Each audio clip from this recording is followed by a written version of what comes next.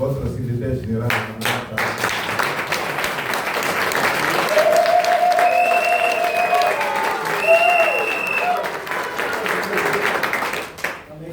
Félicitations pour la soirée. Je voudrais saluer cette mobilisation exceptionnelle.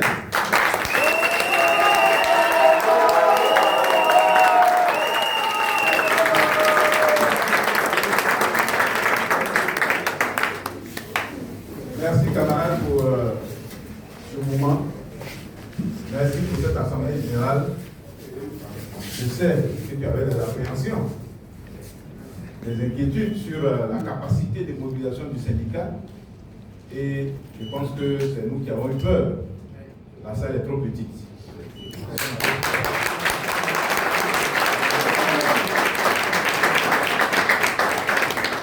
Je suis d'autant très heureux, très fier que je vois des camarades mobilisés et beaucoup de jeunes filles, de jeunes garçons.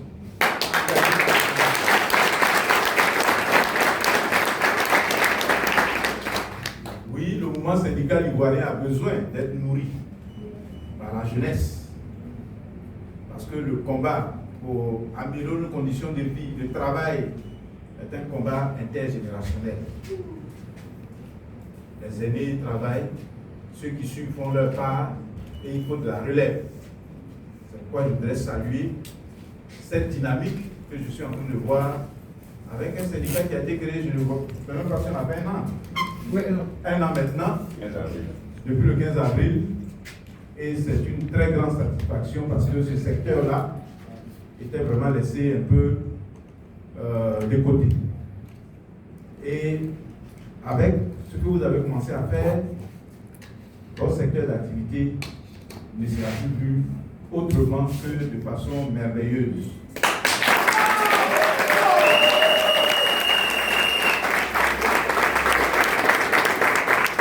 Je voudrais avant tout, avant de donner mon message de fond, m'excuser pour... j'aurais dû être là plus tôt. Mais vous savez que nous sortons d'une grève dans le secteur éducation-formation et le gouvernement ivoirien, en accord avec les syndicats en grève, a organisé un séminaire à Bassam depuis hier, depuis jeudi. Et ce séminaire-là a convoqué tous les acteurs majeurs de la scène syndicale ivoirienne, les acteurs qui étaient en grève, et nous, qui dirigeons les centrales syndicales, dont des secteurs entiers, au niveau de l'éducation, étaient engagés aussi dans ce combat.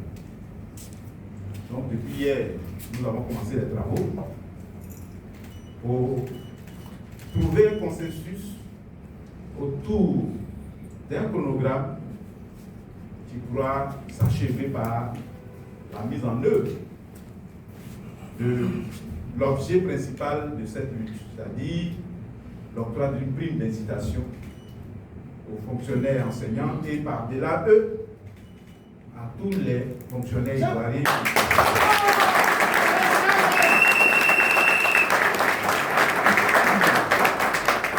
Et vous savez, ce genre d'ateliers, de séminaires, qui sont en réalité des lieux de discussion, de négociation, prennent du temps, au-delà de ce qu'on peut attendre. Au point qu'il y ait les discussions continuent jusque tard dans la nuit. Et ce matin, au moment où nous pensions que ce n'était qu'une formalité de fin de séminaire, nous avons dû continuer à discuter pour trouver le chemin entre la réalité des aspirations des camarades, de nos aspirations, c'est-à-dire la prime dans l'immédiat, et la faisabilité, la soutenabilité et la mise en œuvre effective d'un tel, n'est-ce pas, d'une telle demande. Un consensus a été trouvé qui permet, n'est-ce pas, de travailler ensemble, la main dans la main avec le gouvernement ivoirien, pour qu'on puisse arriver à l'accord, c'est-à-dire, comme je l'ai dit, à l'octroi d'un prix. C'est pourquoi je n'ai pas pu être là plus tôt, parce que nous devions parachever ce processus avant de venir. Camarades, je suis suis là et je suis fier de vous.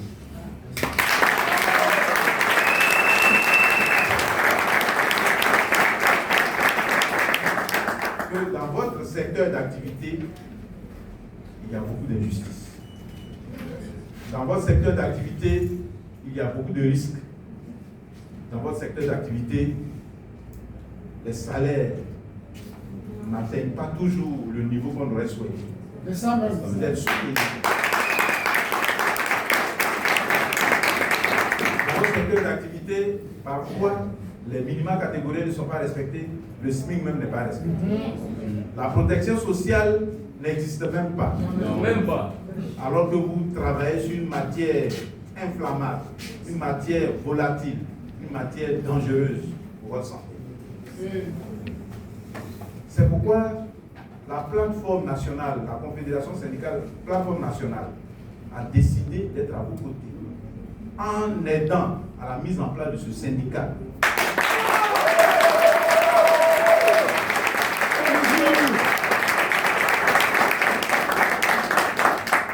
Parce que la création d'un syndicat, d'un instrument de lutte, est un premier élément de la prise de conscience des personnes qui sont concernées par la situation.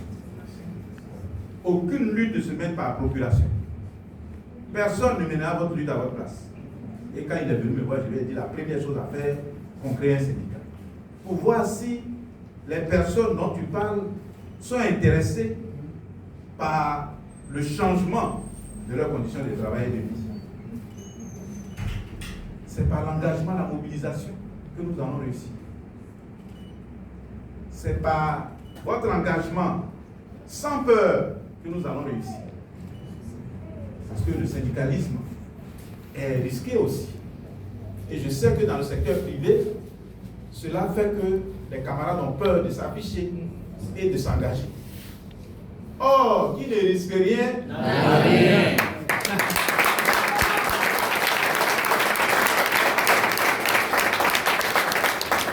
Qui ne risque rien n'a rien. C'est pourquoi je salue cette mobilisation, qui est un signe qui va démontrer que vous êtes désormais organisé, structuré, que vous avez un leader, vous avez un leadership qui doit s'affirmer et qu'on ne peut plus continuer à vous payer comme on vous paye actuellement, qu'on ne peut plus continuer à vous traiter comme vous êtes traité actuellement. Oui, le syndicat est le premier avocat du syndiqué. Le syndicat est le premier défenseur du travailleur.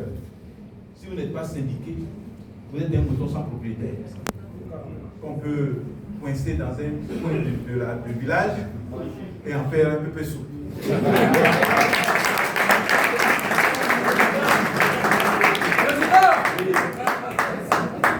Donc n'ayez pas peur de vous syndiquer. C'est un droit constitutionnel, un droit législatif. Et la loi ivoirienne, à travers le Code du travail, vous protège. Faites le syndicalisme en utilisant les armes et les outils qui sont dans toutes les lois et les normes nationales et internationales. Le syndicalisme, ce n'est pas la guerre. Le syndicalisme, ce n'est pas la guerre. Le syndicalisme, ce n'est pas de l'opposition politique. Le syndicalisme, c'est un art, c'est un travail, c'est un moyen pour résoudre des problèmes. C'est pourquoi le syndicalisme doit être le premier à veiller à ce que l'entreprise existe. Il doit être le premier à faire en sorte que l'entreprise progresse. Il doit être le premier à faire en sorte que l'entreprise s'enrichisse. Parce que c'est cette richesse-là qu'on partage. Et c'est en contribuant à faire progresser l'entreprise et enrichir l'entreprise que vous pouvez revendiquer votre part du gâteau. Le syndicalisme ne doit pas tuer l'entreprise. Parce que s'il n'y a pas d'entreprise, il n'y a pas de syndicalistes. C'est pourquoi notre syndicat ne sera jamais du côté de ceux qui veulent détruire les entreprises. Nous sommes du côté de ceux qui veulent renforcer les entreprises pour qu'elles s'enrichissent et qu'elles enrichissent en retour les travailleurs.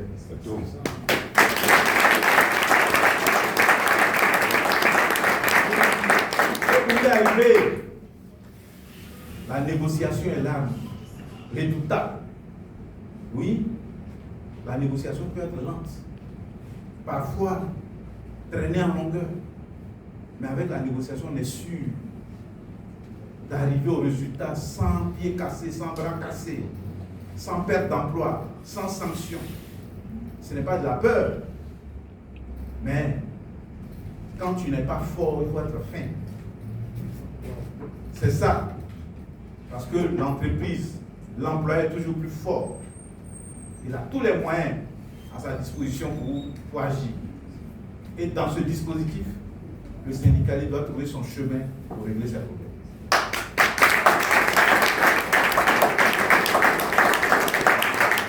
Donc, je voudrais féliciter le secrétaire général qui, en si peu de temps, a déjà réussi pas mal de choses.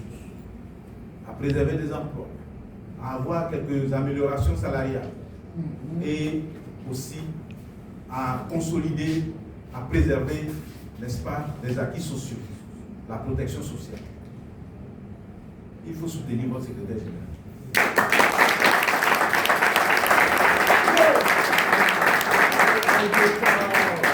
On ne peut pas faire du syndicalisme sans moyens. Nous les Ivoiriens, et je suis dedans, on n'aime pas cotiser. Avec quoi? Avec quels moyens voulez-vous qu'il travaille, qu'il se déplace, qu'il aille au contact, qu'il arrive digne, bien habillé, propre pour vous représenter?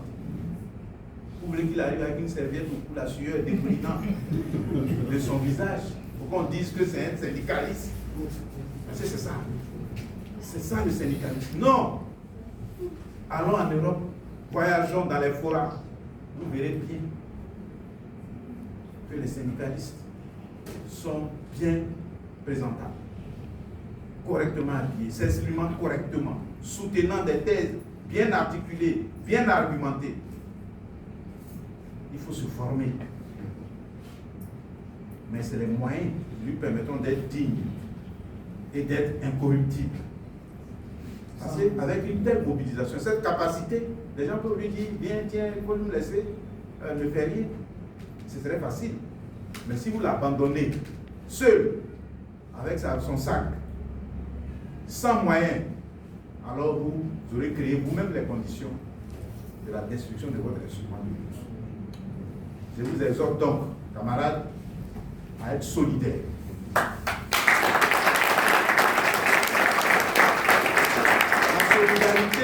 La loyauté, quand ça commence à prendre, naissent souvent dans les groupes les ambitions démesurées. Naissent souvent dans les buts de la convoitise. Alors, des attaques commencent à arriver, des accusations pour fragiliser le leader et diviser le groupe. Oui, des gens viendront vous dire, vous êtes le premier syndicat du secteur et voudront pouvoir vous diviser pour créer des sous-syndicats pour fragiliser le syndicat parce qu'on estimera qu'il sera très fort. Si vous n'êtes pas solidaires, si vous n'êtes pas loyaux les uns vers les autres, alors vous allez ouvrir la porte à la fragilisation.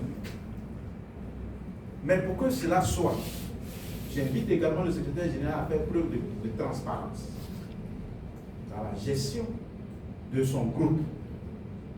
La transparence, également la solidarité vis-à-vis des uns et des autres. Le syndicalisme, c'est un couteau à double tranchant.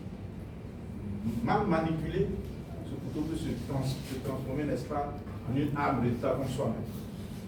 Donc, camarades, c'est vraiment des conseils que je voulais vous donner. Et dire que je suis fier de vous, que nous sommes ensemble.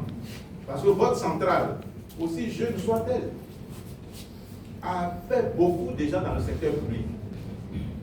Oui, nous sommes nés de la lutte dans le secteur public en 2015. En 2017, par notre combat, nous avons pu réaliser pas mal de choses. La retraite, par exemple, avait été réformée en Côte d'Ivoire, qui avait réduit les pensions, qui avait supprimé des avantages sociaux. C'est grâce à notre lutte que tout cela a été remis en place.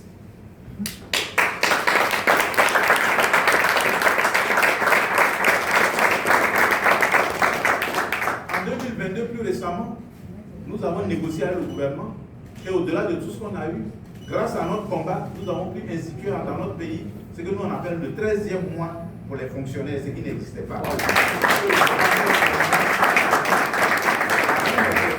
de fin d'année,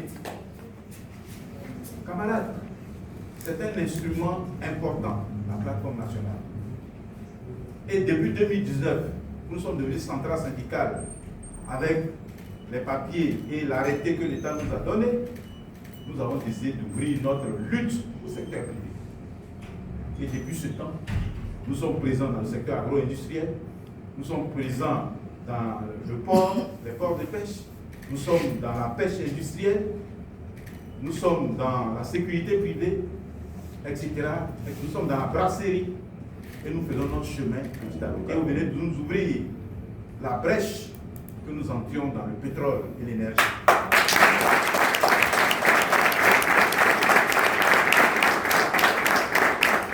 Oui, le chemin, il est difficile. Parce que nous faisons face à des écueils, à des frustrations, à des piétinements. Oui, mais nous savons que quand c'est dur, seul les durs avancent.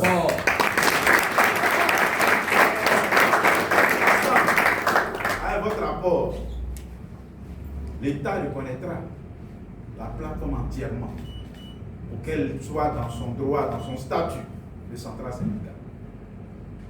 Avec vous, nous allons continuer à aller plus haut.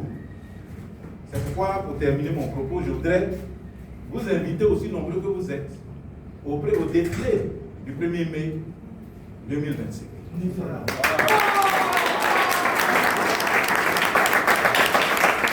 Le comité d'organisation est là, le camarade Diabaté Germain, et votre SG fait partie d'ailleurs de ce comité d'organisation. Nous fêtons notre défilé se fera donc aux 2 plateaux et nous ferons nos discours. Et cette année, pour montrer le travail réalisé par votre secrétaire général, il a été choisi pour porter le discours du secteur privé dans